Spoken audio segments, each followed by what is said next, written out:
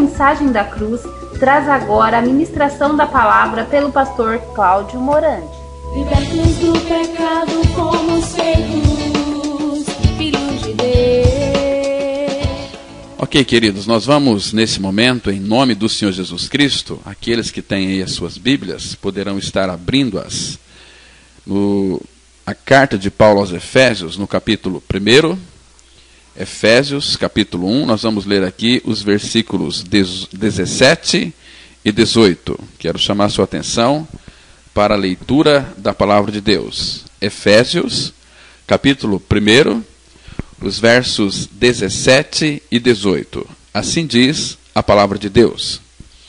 Para que o Deus de nosso Senhor Jesus Cristo, o Pai da glória, vos conceda espírito de sabedoria e de revelação no pleno conhecimento dele, iluminado os olhos do vosso coração, para saberdes qual é a esperança do seu chamamento, qual a riqueza da glória da sua herança nos santos. Nós vamos focar muito aqui no versículo 17, que diz assim: para que o Deus de nosso Senhor Jesus Cristo, o Pai da glória, vos conceda espírito de sabedoria e de revelação no pleno conhecimento dele. Vamos nesse momento, meus amados, ter uma palavra de oração, rogando ao Espírito Santo que nos oriente nesta reflexão. Nosso Pai, nós te louvamos por esta manhã tão radiante, tão preciosa. Obrigado, Pai, por cada pessoa que nos escuta nesta manhã. Pai, que o teu maravilhoso Espírito possa revelar a pessoa de Cristo. Venha revelar Cristo em nós, para que o conheçamos. Tira dos nossos olhos todas as escamas, abra os nossos ouvidos para que possamos ouvir a tua voz. Pai Santo, nós entregamos este tempo diante do Senhor. É a tua palavra, quem faz a obra é o teu Espírito, revelando em cada um de nós a pessoa de Cristo. Por isso, tem misericórdia de nós, porque sem a ação do Espírito na palavra, nós não saberíamos absolutamente nada, mas nós estamos entregues nesta oportunidade em tuas mãos, para que o Senhor fale conosco, Pai, nos edifique e leve cada pessoa a conhecer a verdade da tua palavra. Em nome de Cristo nós oramos. Amém. Queridos irmãos, aqui é uma oração que o apóstolo Paulo, ele estava rogando ali aos irmãos da igreja de Éfeso, para que o Pai da glória concedesse a eles espírito de sabedoria e de revelação no pleno conhecimento dele. Amados, então é fácil nós identificarmos os falsos profetas dos verdadeiros profetas. Porque os falsos profetas trazem visão, segundo Jeremias 23, são o engano do seu próprio coração. Agora, aqueles que de fato são filhos de Deus, estão buscando espírito de sabedoria e de revelação para conhecer a Cristo plenamente. O desejo dos verdadeiros filhos de Deus não é outro, a não ser conhecer mais e mais de Cristo. E quando nós começamos a conhecer ao Pai, o seu propósito estabelecido na eternidade e seu trabalho ao longo das eras, nós devemos perceber cada vez mais quão multiformes, amplas e especiais são as visões que Deus nos revela na carta do apóstolo Paulo aos Efésios, nesta carta tão linda, tão madura.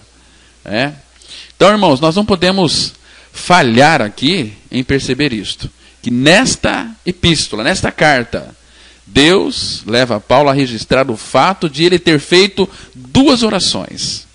A primeira oração é mencionada aqui no capítulo 1, e a outra é mencionada lá no capítulo 3, que se der tempo, nós iremos ver alguma coisa. A primeira oração se refere aqui ao fundamento, enquanto a segunda lá, no capítulo 3, é por edificação.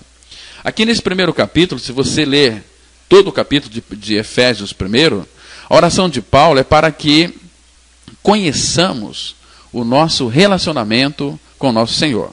Enquanto lá no capítulo 3, a sua oração é para que conheçamos o nosso relacionamento com a igreja, bem como com o nosso Senhor. E nós vamos aqui nesta manhã nos concentrar neste momento somente na oração encontrada no primeiro capítulo de Efésios.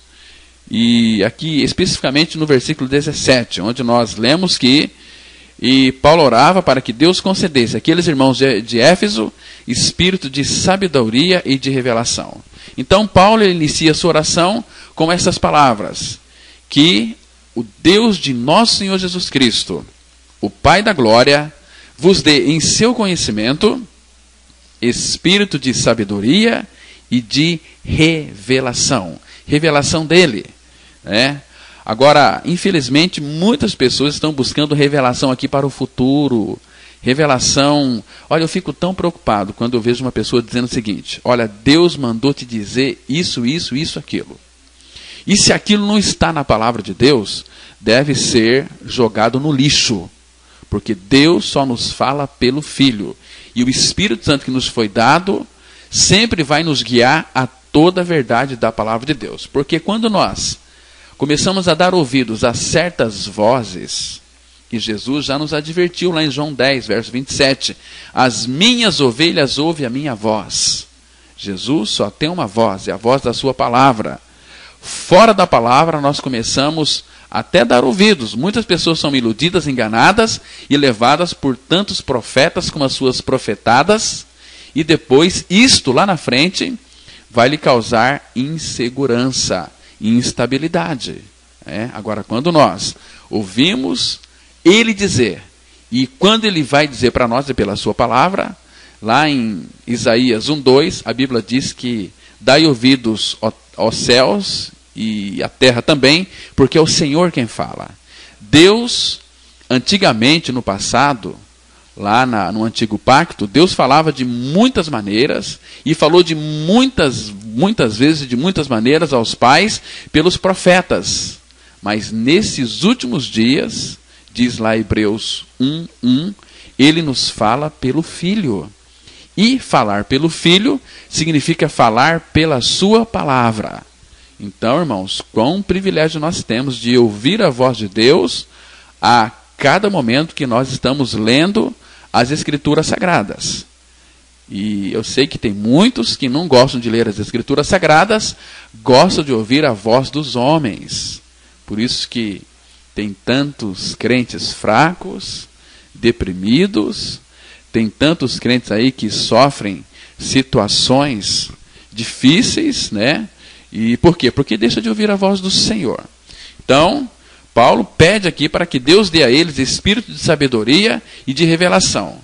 Agora, por que ele deseja que os cristãos de Éfeso tenham espírito de sabedoria e de revelação? Então, eu quero falar nessa manhã de maneira simples, é para que eles possam conhecer a seguinte, vou colocar aqui 3 coisas pelo menos. A primeira delas é que o seu Deus, que o seu conhecimento de Deus, isto é, conhecer o próprio Deus, seja algo real, não seja simplesmente teórico. Em segundo lugar, para que saibais qual seja a esperança da sua vocação e quais as riquezas da glória da sua herança nos santos. Então, irmãos, isso aqui aponta para o eterno plano de Deus e seu cumprimento. Deus tem um propósito, Ele quer que a igreja trabalhe em união com Ele. Porque o chamamento gracioso de Deus é um chamamento para sermos seus filhos, e esses filhos serão a sua herança. Isso é tão doce para o nosso coração. Por isso que o chamamento de Deus, ele foi pré-estabelecido antes da fundação do mundo, enquanto as riquezas da glória da sua herança nos santos será realizada na eternidade vindoura, naquilo que concerne aos galardões, né? Agora, irmãos, na eternidade passada, Deus, todos nós sabemos, Ele teve uma vontade, e na eternidade por vir, Ele terá uma possessão. Ele vai ter uma possessão. Quem são esses? Os santos, todos aqueles que ganharam a experiência do novo nascimento, ou seja, tiveram o seu coração trocado, que morreram com o Senhor, ressuscitaram com o Senhor, foram feitos filhos de Deus, consequentemente são santos, porque o nosso Senhor, que é santo, através do seu Espírito, vem habitar dentro de nós, nos tornando homens e mulheres santos. Aquele texto de 1 Coríntios é tão claro. Não sabeis vós, 1 Coríntios 3, verso 16, não sabeis vós que sois templo do Espírito Santo, em que o Espírito Santo habita em vós? Então nós somos templos do Espírito Santo e o Espírito Santo de Deus habita em nós. Então, esses dois fatos aqui juntos, eles vão revelar ou revelam o plano e o propósito eterno de Deus. Assim, o que o apóstolo Paulo deseja é que conheçamos não só a Ele, mas também o seu plano eterno, o plano eterno de Deus. Em terceiro lugar, meus irmãos, diz lá no versículo 19, né? Aí, Efésios 1, verso 19, ele diz o seguinte: e qual a sobreexcelente grandeza do seu poder sobre nós, os que cremos. Então, essa expressão aqui nos mostra que poder Deus vai utilizar hoje para realizar o seu propósito e completar o seu plano. Portanto, meus irmãos, ela trata especialmente do nosso relacionamento com Ele hoje e também do nosso relacionamento com o seu propósito na eternidade. Então nós precisamos considerar e receber a revelação acerca desses itens diante do Senhor. Então nós vamos fazer aqui uma análise, com a ajuda do Senhor, mais detalhada desses três assuntos que eu mencionei aqui no início da nossa reflexão. Então nós temos que, em primeiro lugar, precisamos de espírito de sabedoria e de revelação para uma finalidade: para conhecer a Deus de fato.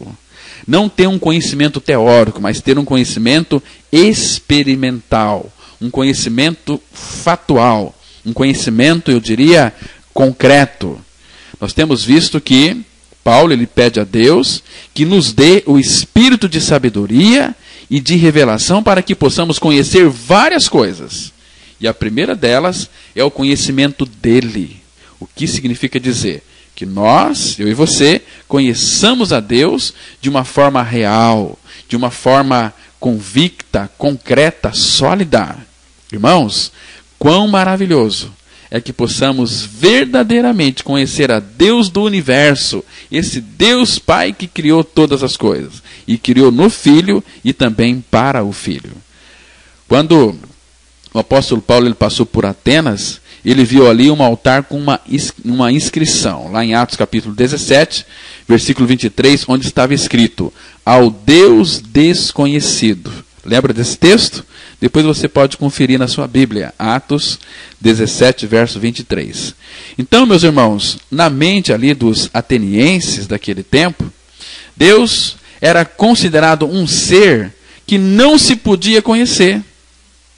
E que eles não podiam conhecê-lo por meio da investigação mental. Então, por isso eles escreveram lá: ao Deus desconhecido. Tinha vários altares, era um povo muito religioso. Mas este Deus que eles não poderiam conhecer mentalmente, com a sua intelectualidade, com a sua cabeça, eles colocaram um altar.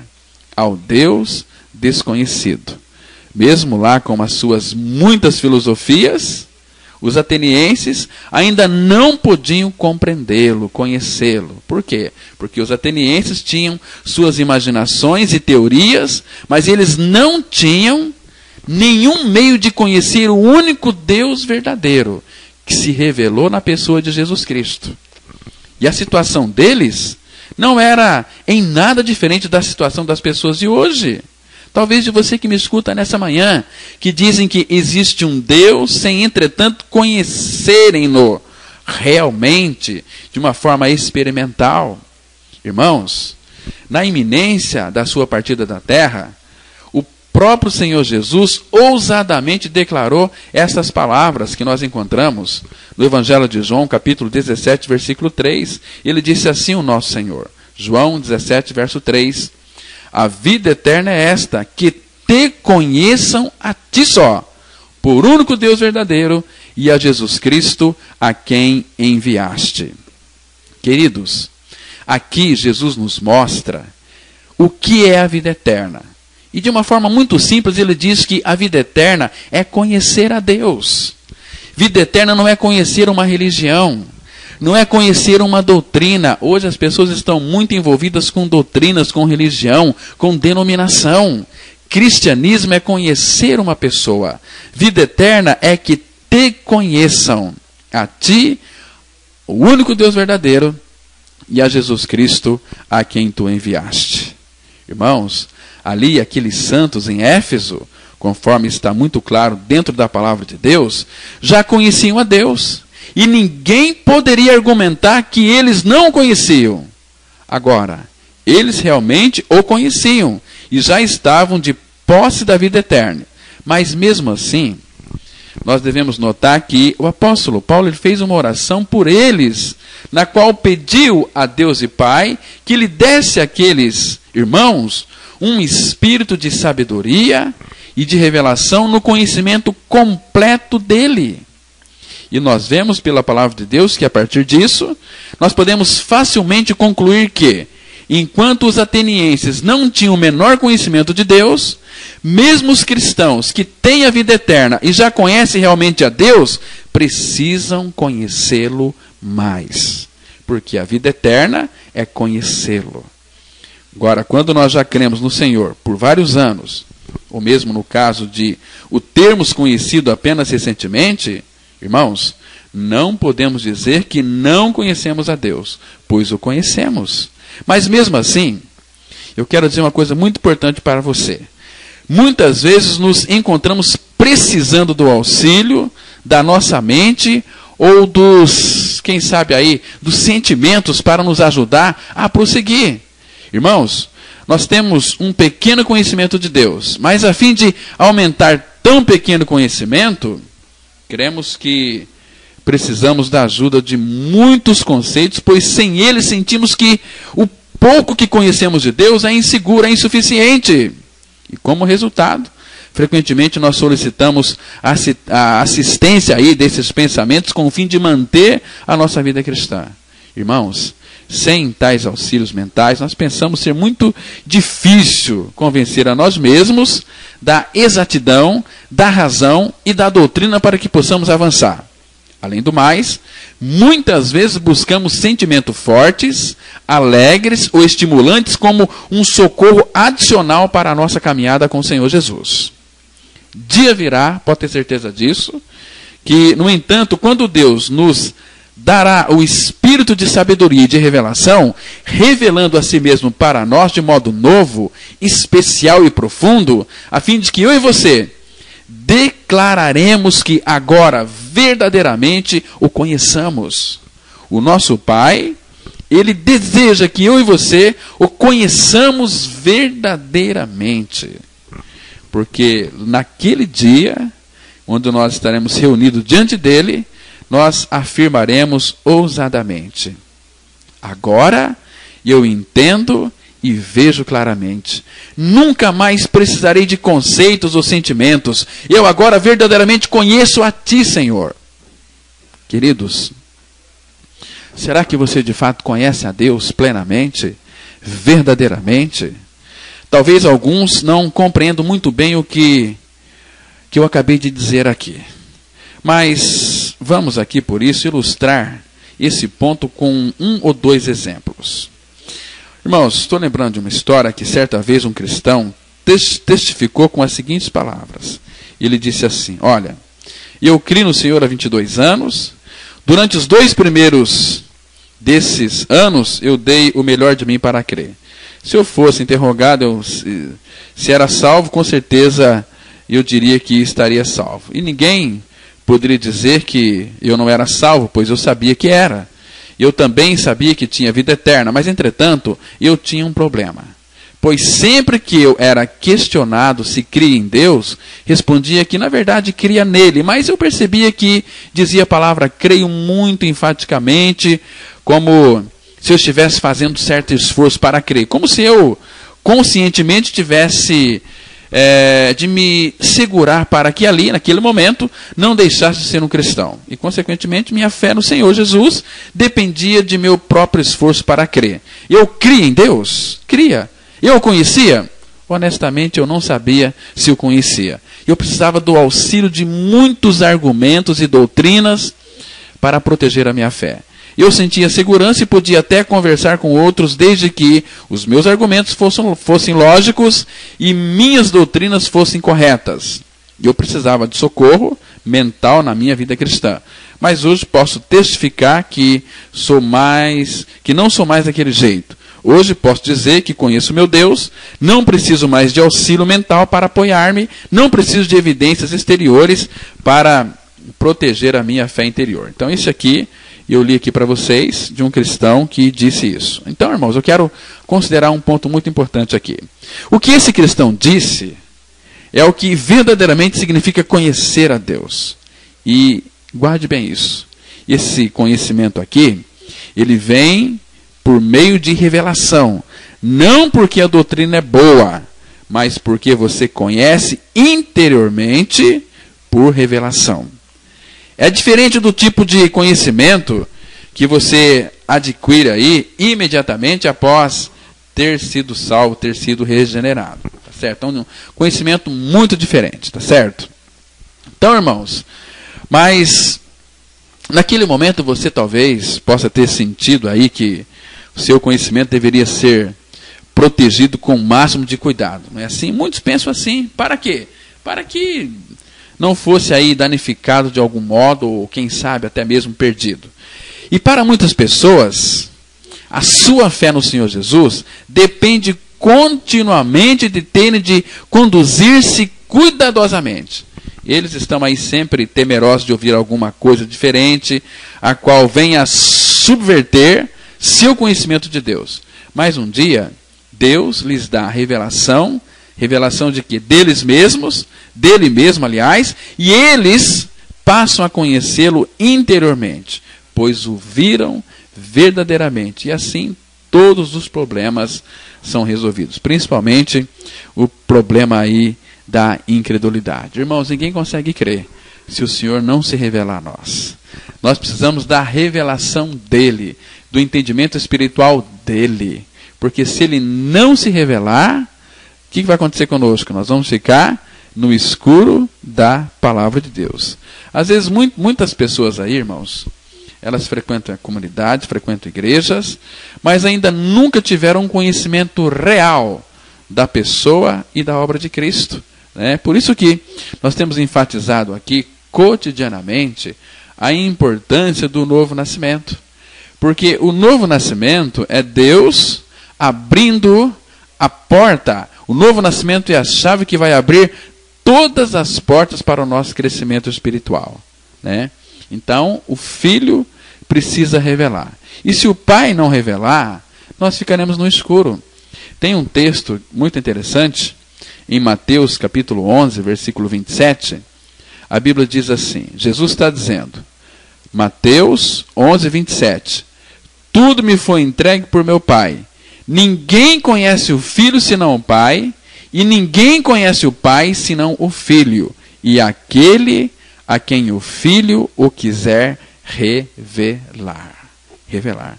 Porque se o Filho não revelar, nós podemos ter todo o conhecimento bíblico da palavra, mesmo assim não iremos tocar a realidade espiritual de Cristo. Vamos ficar no escuro da sua palavra. Vocês estão me entendendo, irmãos? Então nós temos que buscar diante do Senhor espírito de sabedoria e de revelação para conhecê-lo plenamente. E ele só vai se revelar na proporção do nosso desejo. Você tem buscado diante do Senhor espírito de sabedoria e de revelação para conhecê-lo plenamente? Irmãos, estes são os verdadeiros filhos de Deus. Aqueles que buscam conhecê-lo, aqueles que tiveram seus olhos abertos para crer que um dia lá na cruz o Senhor Jesus morreu em seu favor. Mas Jesus não só morreu por eles, Jesus também incluiu o pecador na mesma cruz que ele. Significa que quando Jesus morreu, nós também morremos.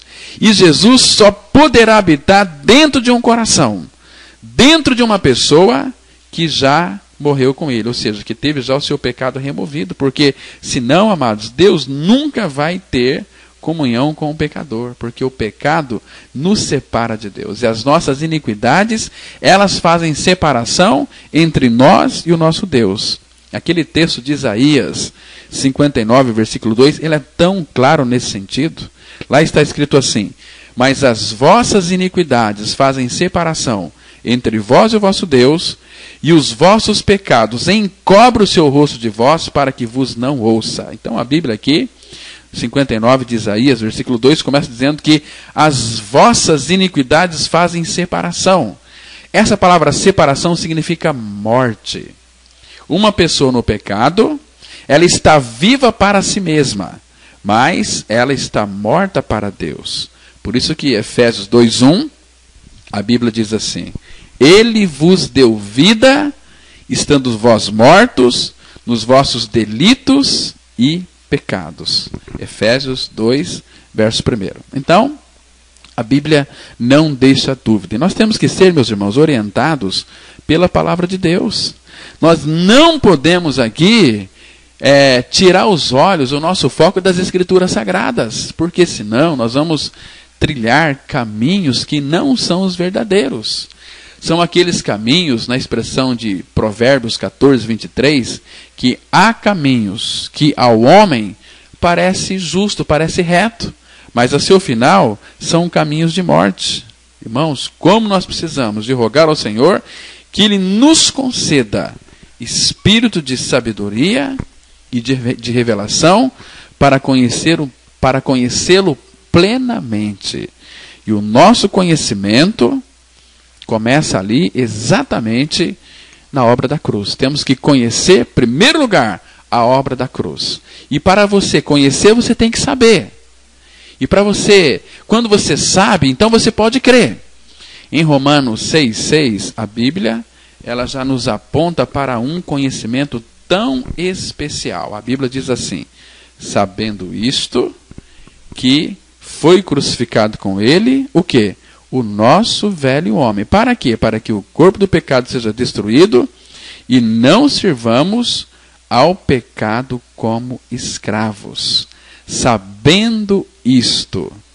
Tem um texto, voltando lá no profeta maior, profeta Isaías, capítulo 43, versículo 10, a Bíblia vai dizer assim, olha que texto precioso.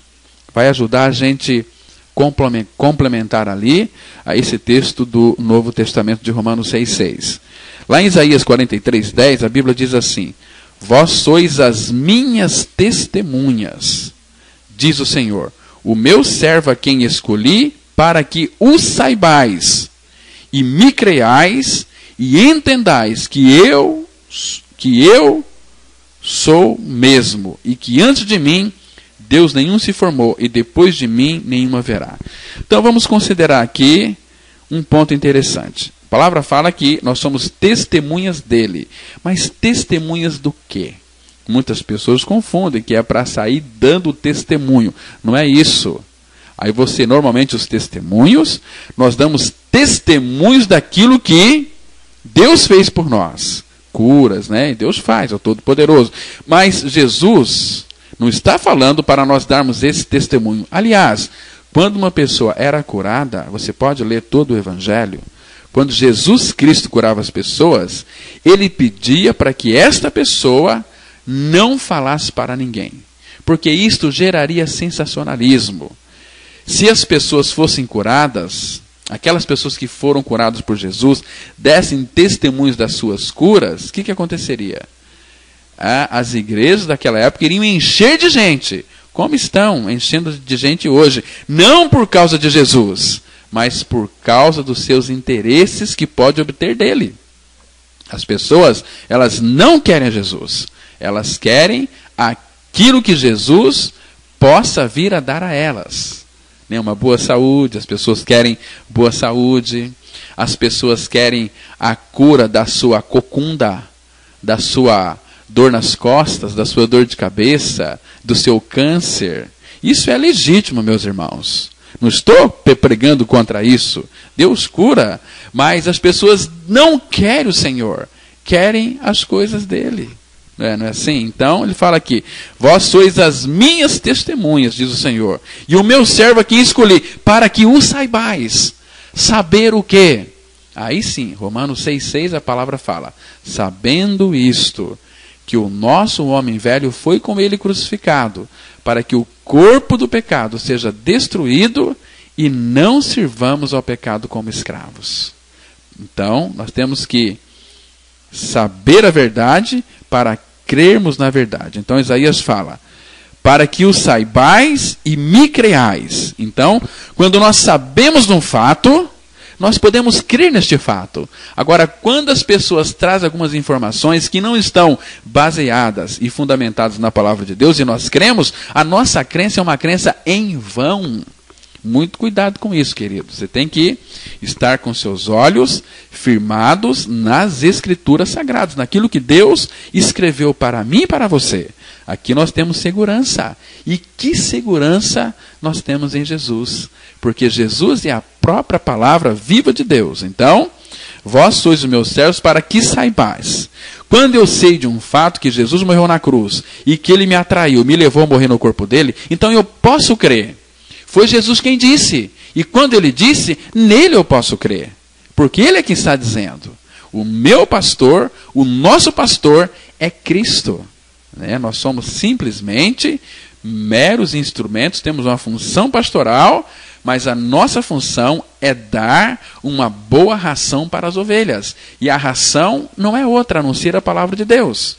Eu sei que tem muitas pessoas se alimentam num coxo aqui, no outro coxo acolá, e fica comendo em muitos coxos, e come um alimento estragado, um pão bolorento, e se esquece de voltar para a fonte das águas vivas, que é o nosso Senhor Jesus Cristo, o amado da nossa alma. Ele é o pão vivo que desceu do céu. Ele disse lá em João, eu sou o pão vivo. Quem de mim se alimenta, por mim viverá. Nós estamos alimentando do Cordeiro, de Cristo, daquele que satisfaz a nossa fome de significado, aquele que mata verdadeiramente a nossa sede, a ponto do nosso copo transbordar, porque Jesus veio para que nós tivéssemos vida, e tivéssemos vida em abundância. Não uma vida michuruca, uma vida aí fracassada. A gente vê tantos crentes hoje penando, sofrendo debaixo das garras, das arapucas da religião. Jesus não tem compromisso com nenhuma religião. Ele tem compromisso com a sua palavra. Ele tem compromisso com vidas. Eu vim para que tenham vida e a tenham em abundância. Por isso que, depois que nós sabemos, nós podemos crer. E depois que nós cremos, nós vamos entender. Aí o entendimento, ele entra no nosso coração. É a experiência. Sabemos um fato, que o nosso homem velho foi com ele crucificado. Eu sei por que eu sei. Porque está escrito em Romanos 6,6. Sabendo isto, que o nosso homem velho foi com ele crucificado, para que o corpo do pecado seja destruído e não sirvamos mais ao pecado como escravos. Então eu sei desse fato, agora eu posso crer neste fato e eu posso entender este fato ganhando a experiência de morte com Cristo. Por isso que a nossa oração deve ser constante, aquela que está escrito no Salmo 119, versículo 18. Desvenda os meus olhos para que eu contemple as maravilhas da tua lei. Que lindo, meus irmãos. Aqui é pedido para ele desvendar os olhos. O que significa desvendar? É tirar a venda dos olhos. É tirar as escamas dos olhos. Você pode chegar para o Senhor e dizer, Pai, tira dos meus olhos todas as escamas. Tira dos meus olhos tudo aquilo que impede de eu vê-lo claramente. Ele vai lhe mostrar. Se este for o desejo do seu coração, em querer conhecer o Senhor, a viver uma vida cristã autêntica, verdadeira, madura, cheia do Espírito Santo, peça ao Pai que lhe dê espírito de sabedoria e de revelação para conhecê-lo plenamente, para que ele desvenda os olhos do teu coração, para que você possa ver as maravilhas da tua lei. Sabe o que vai acontecer? Você vai começar a desejar constantemente a palavra dele, você vai crescer. Às vezes nós ficamos tão assim apegados ao pó, Mas na expressão do Salmo 119, verso 25, diz assim: a minha alma está apegada ao pó, vivifica-me segundo a tua palavra. Então a palavra de Deus, ela tem um poder muito grande de vivificação. Vivifica-me segundo a tua palavra. O que está acontecendo com a minha alma? Ela está apegada ao pó. Ela está quase como que destruída. Mas a única possibilidade de sermos vivificados é pelo poder da palavra. Então, o salmista aqui ele faz uma oração. No Salmo 119, versículo 25. A minha alma está apegada ao pó, vivifica-me, Senhor, segundo a tua palavra. Porque a palavra, ela é viva e eficaz, por isso ela tem um poder muito grande de vivificação. E a palavra de Deus, aquilo que nos consola em nossa angústia, é a palavra dele.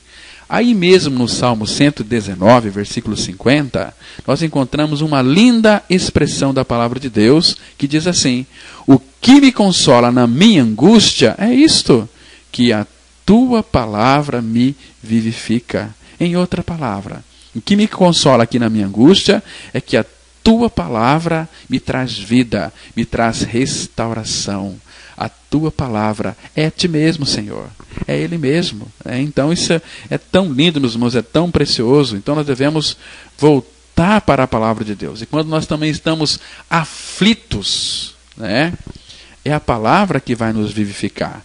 Aí mesmo no Salmo 119, versículo 107, a Bíblia vai trazer a seguinte declaração: estou aflitíssimo, vivifica-me, Senhor, segundo a tua palavra. Está vendo, irmãos? Que os nossos recursos nele são inesgotáveis. A segurança que nós temos nele são imperturbáveis. Ninguém pode perturbar o teu descanso nele, porque nós morremos e a nossa vida está escondida com Cristo em Deus. E aquele que habita no esconderijo do Altíssimo, a sombra do Onipotente descansará. Queridos, onde é o esconderijo do Altíssimo? Em Cristo. Colossenses 3:3 diz assim: porque morrestes e a vossa vida está escondida com Cristo em Deus. Então, aquele que habita no esconderijo do Altíssimo, e o esconderijo do Altíssimo é em Cristo, a sombra do Onipotente vai descansar. Isto é tão lindo, isto é tão maravilhoso. Isso tem que ser real na nossa vida. Nós temos que rogar ao Senhor para que Ele desvenda os nossos olhos, para que então possamos contemplar as maravilhas da sua lei. E aí nós vamos amar a palavra de Deus. Nós temos que pedir ao Pai que coloca amor no nosso coração, primeiro, para amá-lo em primeiro lugar. Na expressão do Salmo 119, versículo 97, que diz assim: quanto amo a tua lei. Olha que lindo, irmãos. É a minha meditação todo o dia. Uma pessoa que ama o Senhor, ama a sua palavra. Então, ele vai amar a lei do Senhor e vai meditar nela todo o santo dia. Na expressão também do no Salmo 119, versículo 140, diz assim, ali vai mostrar quão pura é a palavra de Deus. Puríssima é a tua palavra, por isso o teu servo a estima. Que lindo, irmãos, que lindo. Irmãos, o Senhor está perto de cada um de nós. E lá no Salmo 119, versículo 151, a Bíblia vai dizer assim: tu estás perto, Senhor, e todos os teus mandamentos são verdade. Olha que maravilha! O Senhor está perto, perto de cada um de nós. Por isso que Isaías 55:6 fala: buscai o Senhor enquanto está perto. Lembra do texto? É muito lindo. Então, a minha oração é que Deus venha abrir o teu entendimento e lhe revelar a pessoa de Cristo, que você possa ter pleno conhecimento dele. Dele, tão somente dele, porque ele é a nossa vida. Uma vez que cremos que estamos crucificados com Cristo, nós morremos e ele vem ser a nossa vida. Por quê? quando eu creio que eu estou morto com Cristo, eu vivo, mas não sou eu, é Cristo quem vive a sua vida em mim. Uma vida de ressurreição. Irmãos, é uma vida de ressurreição. Você sabe o que é uma vida de ressurreição? É uma vida onde a morte não pode mais ter domínio, não pode tocar mais. Então nós não estamos mais debaixo da lei, e sim da graça. Por isso que o pecado não terá domínio sobre vós, porque não estáis debaixo da lei, e sim da graça. Então a palavra deve nos alegrar sempre, porque nós temos promessas preciosas dentro das Escrituras Sagradas. No Salmo 119, o versículo 162, ele é tão lindo, diz assim: alegro-me nas tuas promessas, como quem acha grandes despojos. Que lindo, né, meus irmãos?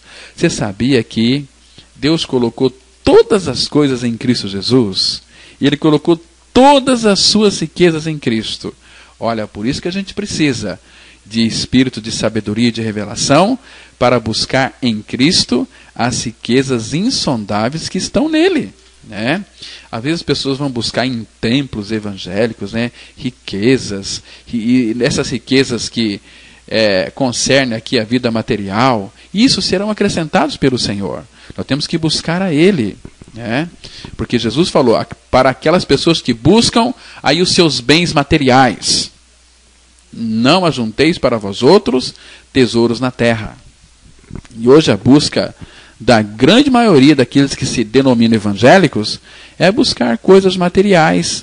Mas, irmãos, se nós tivéssemos os olhos abertos para conhecerem a verdade, nós vamos entender uma coisa muito importante. Eu vou ler aqui 3 versículos da Epístola de Paulo aos Colossenses, capítulo 2. Capítulo 2, de 1 a 3, a Bíblia traz esta linda declaração de que lá em Cristo, Deus colocou todas as riquezas. Diz assim a palavra.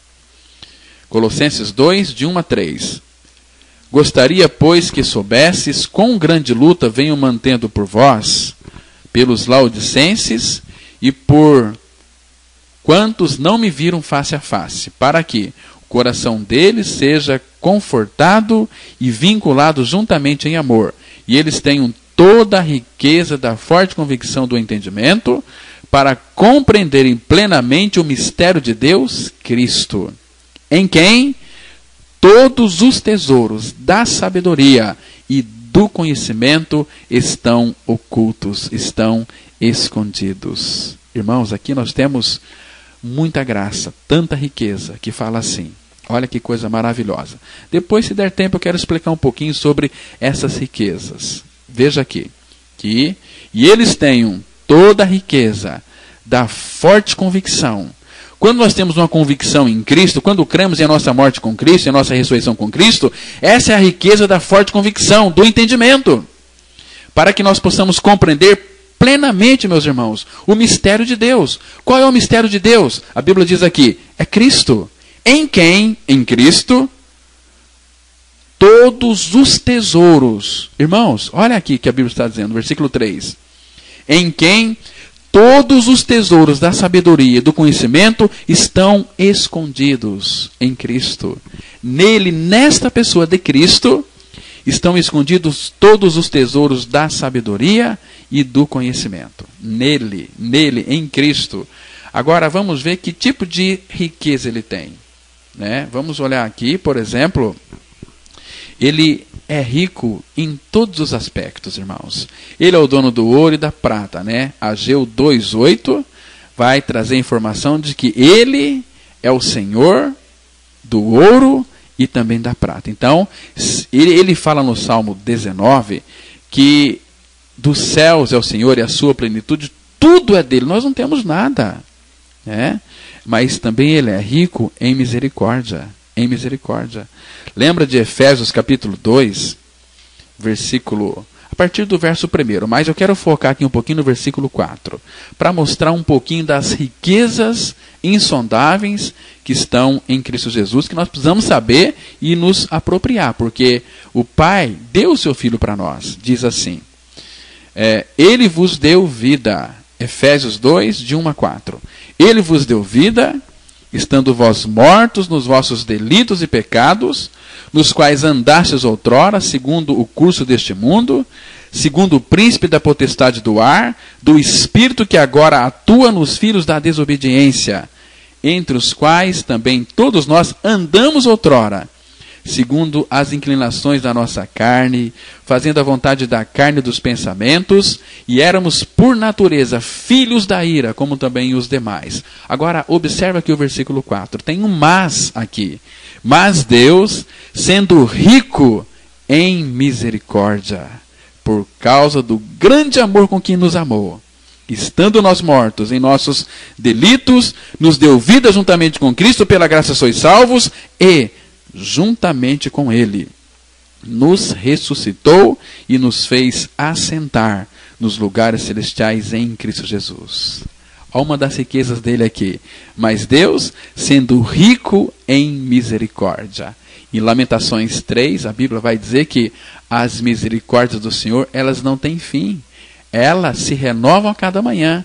E as suas misericórdias são a causa de nós não sermos consumidos. Está vendo, meus irmãos, que quão rico é o nosso Senhor?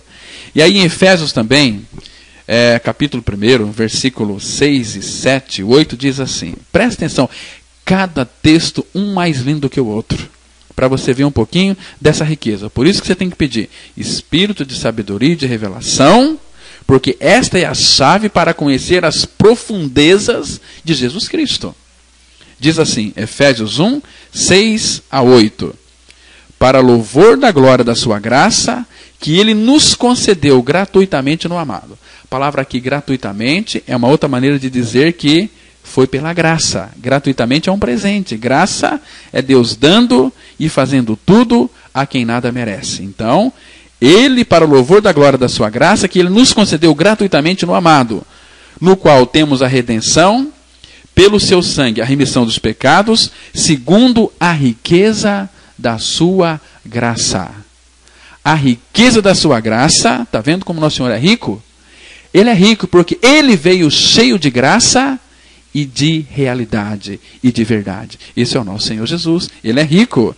Não, então, segundo a riqueza da sua graça. Agora veja o que Ele faz com a riqueza da sua graça. Versículo 8. Que Deus derramou abundantemente sobre nós em toda a sabedoria e prudência. Então, amados, aqui a riqueza da sua graça. O que Deus fez com a riqueza da sua graça? Preste atenção no versículo 8. Deus, a Bíblia diz, é a Bíblia quem está dizendo, que Deus derramou. De que forma? Abundantemente sobre quem? Sobre nós, em toda a sabedoria e prudência. Então, sem espírito de sabedoria e de revelação, você nunca vai enxergar e se apropriar dessas riquezas de Cristo. Ele é rico em misericórdia. Ele é rico em graça. Está vendo? Então, tudo aquilo que nós recebemos do Senhor deve transbordar em nossa vida. Por isso que Ele veio cheio de graça e de verdade. E Ele veio para que eu e você tivéssemos vida e vida em abundância. Ore a Deus para que Ele lhe dê espírito de sabedoria e de revelação para conhecê-lo plenamente. Que Deus te abençoe, que Deus te guarde, em nome de Jesus. Amém. Queridos, nós chegamos ao final do programa Mensagem da Cruz, mas amanhã, se Deus quiser, a partir das 8 horas, aqui estaremos para mais uma reflexão da palavra. Quero convidar, você é meu convidado, a minha convidada, venha hoje à noite. Vamos ouvir a palavra de Deus em nosso templo, na rua Jequitibá, 244. Vamos falar de um assunto muito importante hoje, ok? Traga os seus familiares, os seus filhos, e que Deus te abençoe.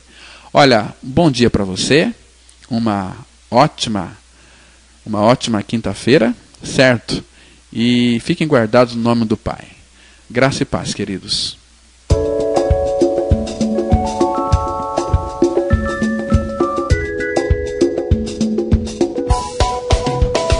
Caso queira receber maiores informações sobre esta palavra, ligue para 3215-7508. Repetindo, 3215-7508. Ou participe de uma das nossas reuniões. teremos o maior prazer em recebê-los em nossos encontros. Andemos, pois, em novidade de vida.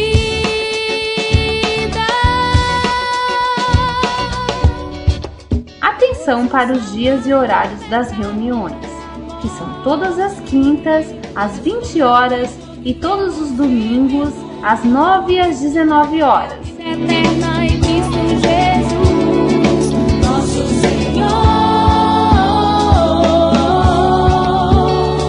A Igreja Batista Palavra da Cruz está situada com um templo na rua Jequitibá 244, na Vila Ideal, próximo ao estádio do Teixeirão. Em Cristo Jesus, nosso Senhor.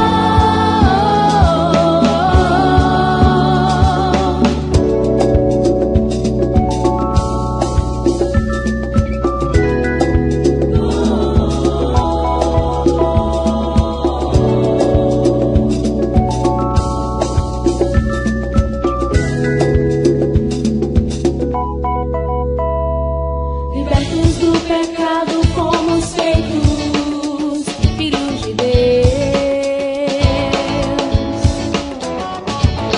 tendo o nosso fruto de vida para a santificação e por fim a vida eterna.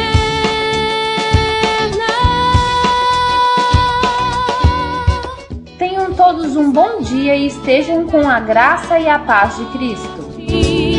Mas com gratuito que temos vivido é a vida eterna.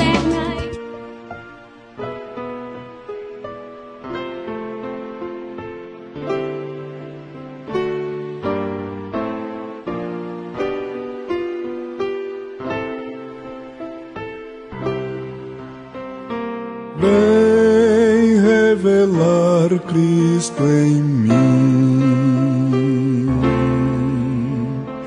Vem revelar Cristo em mim. Sei que é pelo teu poder o revelar Cristo em mim. Vem revelar Cristo em mim. Vem revelar Cristo em mim. Sei que, ó Pai, é o teu querer o revelar Cristo em mim.